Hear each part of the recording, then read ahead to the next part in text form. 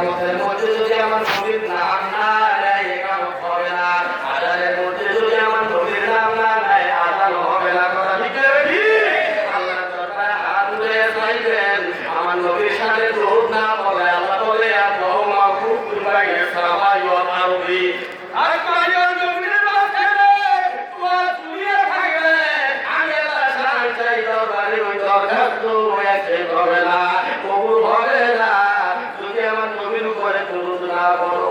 এবার আসুন আর একটু আগে যাই ইমানের বেলায়। আমরা ইমান গ্রহণ করলাম কালিমা বলে বললাম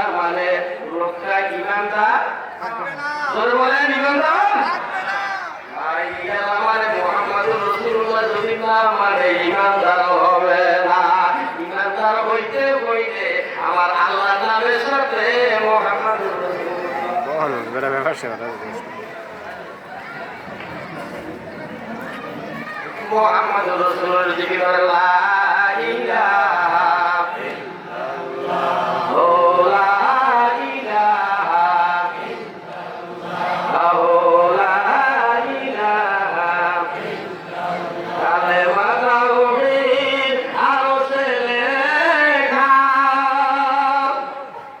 এবারেতে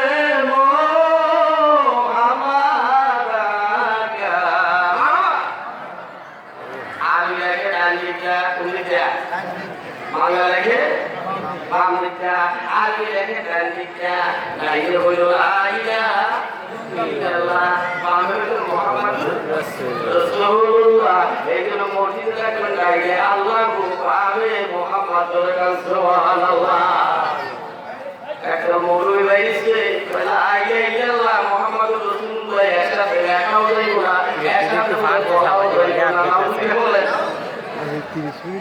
মাথার ভিতরে শয়তান কেমনে বসছে? লা ইলাহা ইল্লাল্লাহ একসাথে লেখাও যাইব না, একসাথে বলাও যাইব না। এবার আসুন যদি এতই হয় এই নামাজ একমাত্র আল্লাহর জন্য, ওই নামাজে তো আমার নবীর না দিলেই পারত, নবীর নাম দেওয়ার প্রয়োজন ছিল না।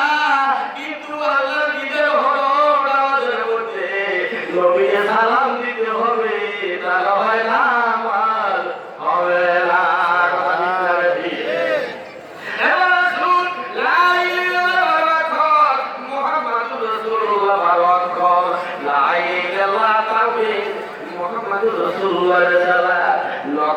কোনো অক্ষরে ইমানের ক্ষেত্রে পাইলাম আমার আল্লাহর সাথে নবী আছে, নবী না হইলে ইমান হয় না। কথা ঠিক বেশি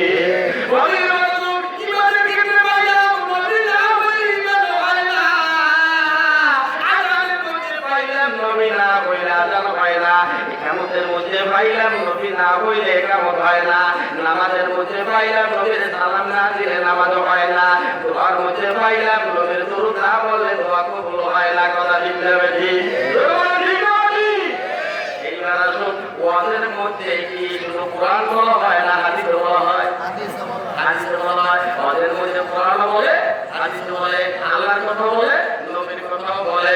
যদি শুধু কোরআনের কথা বলে হাদিস না বলে ওই ওয়াজটা কখনোই ওয়াজ হবে না, ওই ওয়াজ হবে না। যদি শুধু হাদিস বলে কোরআন না বলে সেটাও হবে না।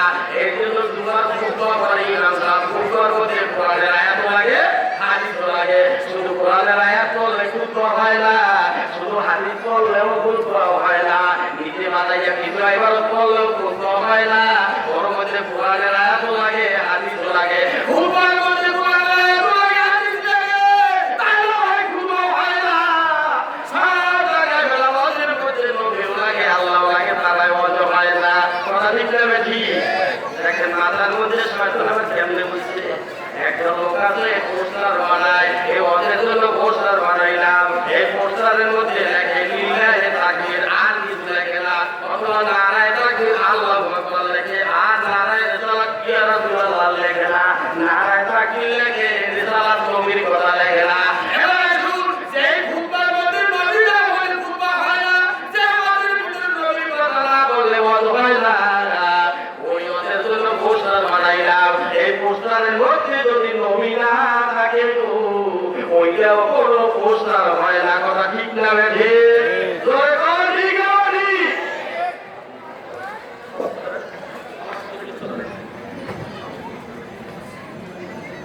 আল্লাহুম্মা সাল্লি আলা সাইয়্যিদিনা মাওলানা ওয়া আলা আলি সাইয়্যিদিনা মুহাম্মদ। আল্লাহুম্মা করতে দেয়, আমি তো বইব না, কথা বলছি না।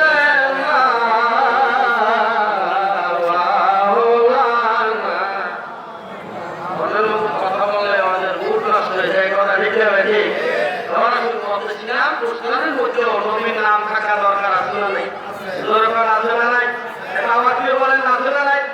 কারা কারা লাগিয়েছে থাকা দরকার, এর পক্ষে কারা আছে? হ্যাঁ আমেরিকা, হ্যাঁ আমেরিকা, হ্যাঁ ইসলাম। এইবার আমার কথাটা প্রমাণ করার জন্য শীতের এখন দেখবেন রাস্তাঘাটে বলে বিভিন্ন জায়গায় পোস্টার, বইটা বইটা দেখবেন ব্যাপারটা কি, শুধু নবী আল্লাহ আছে, নবীর এই ব্যাপারটা কি, এরা কারা? এইটাই আপনার বুঝতে সহজ হবে, এরা কি ভুলে আছে না ঠিক আছে। সব জায়গায় এবার কি বলেন যে সব জায়গায় নবী আছে, নবী না হইলে হয় না। কথা ঠিক না ঠিক?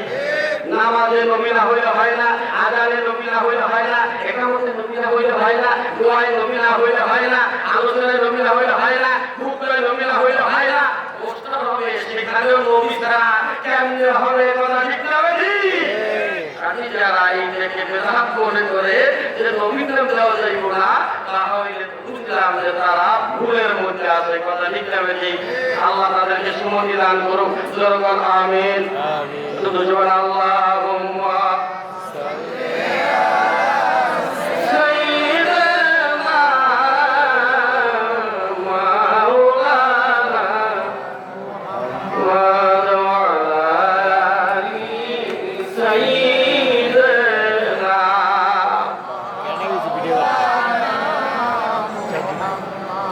এই মাসটা নবীর আগমনের মাস, আবার বিদায়েরও মাস।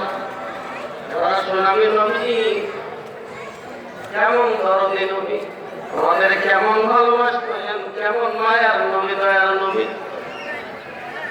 জিন্দিগি বহার নবীজি আপনার আমার কোনদিন ভুলে নাই। আজও নবীজি সোনার মদিনে কান্দে কান্দে রোজের মাটি বিছান, নবীজি ভুলে নাই। ওয়াফাতের সময় আমার নবীজি আপনার আমার কথা বলে নাই। জোরে কান সুবহানাল্লাহ। আমার নবীজি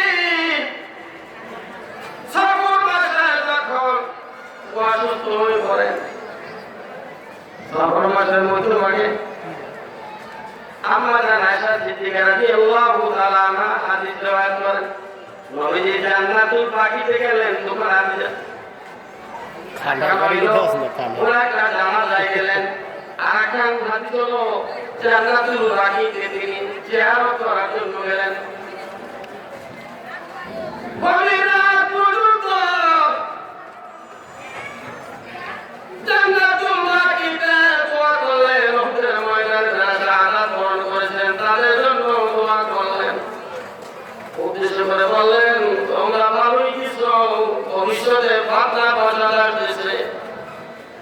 বলিরাত পর্যন্ত দোয়া করার পরে হুজুর শরীফ যখন আমরা নবীজি আসলেন, আসিয়া দেখে হযরতে আম্মা জান আয়েশা সিদ্দিকা রাদিয়াল্লাহু তাআলা আনহার মাথা ব্যথায় তিনি কাঁদতেছেন, ওই আমার মাথা গেল বলে কাঁদতেছেন। আমার নবীজি দেখে বললেন, আয়েশা তুমি যাচ্ছ না বরঞ্চ আমি যাচ্ছি, জোরে বল সুবহানাল্লাহ। সুবহানাল্লাহ। আমার নবীজি বললেন, আয়েশা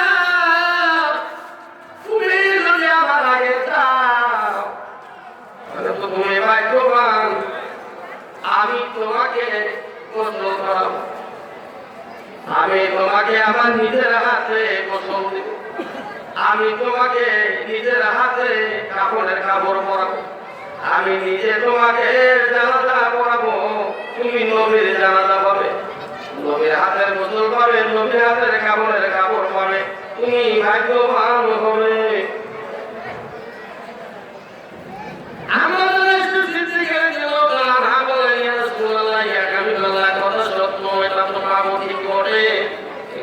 আমাকে কাপড় কাপড় করার পরে বাসায় এসে আমার এই খাটিয়ে বিছানায় অন্য কোনো বিবি নিয়ে থাকবেন।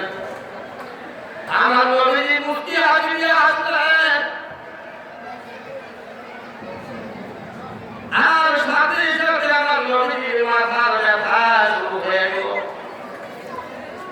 এই যে নবীজির মাথার ব্যথা শুরু হইল, এই মাথার ব্যথায় আমার নবীজি অসুস্থ হয়ে পড়লেন, আর সুস্থ হলেন না। এভাবে তিনি দুনিয়া থেকে বিদায় নিলেন। আমাদের আয়েশা সিদ্দিকা রাদিয়াল্লাহু তাআলা আনহার মাথার ব্যথা আমার নবীজির হলে তরিকতের মাথায় এটাকে সওয়াল বলা হয়, একজন আরো আরেকজনের সওয়াল করে নেওয়া। এই আপনাদের এই পাওয়ার নবী আল্লাহ দিয়েছেন, মানে বলিও বন্ধুদেরকে আল্লাহ দিয়ে রাখেন, এটাকে সওয়াল বলা হয়। আমাদের আয়েশা সিদ্দিকা রাদিয়াল্লাহু তাআলা আনহার মাথা ব্যথা ভালো হয়ে যায়, আমার নবীজির মাথা ব্যথা শুরু হয়ে যায়, আর ওই মাথা ব্যথাই আমার নবীজি অসুস্থ হয়ে পড়ে। গভীর মনোযোগ, এই যে আমার নবীজি বিদায়ের প্রস্তুতি অসুস্থ হয়ে পড়লেন।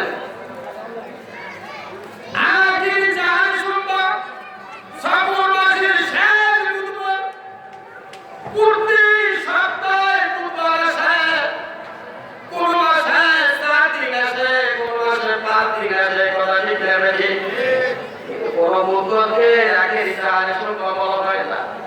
আখির জাহান সুন্দর শুধু সফর মাসের শেষ